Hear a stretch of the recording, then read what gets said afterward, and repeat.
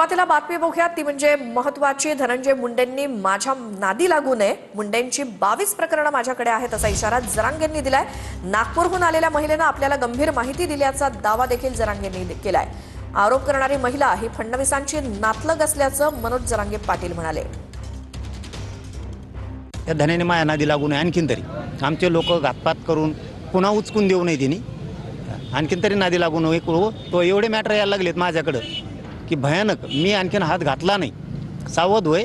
तोही लाभार्थी टोळी माझ्या विरोधात तू कशी लावली हे मला चांगलं माहिती. तो इतके मॅटर आले, तुला एकच सांगितलं मी, तुला हिच्यातूनच तू सावध होशील. तुला कळत असताना आता मी काय बोललो आज. रंजना प्रदीपराव नागपूरकर ही बिचारी महिला ब्राह्मणांची आज सकाळी माझ्या घरी येऊन इतकी रडत होती. तिचा नवरा सुद्धा मेलाय.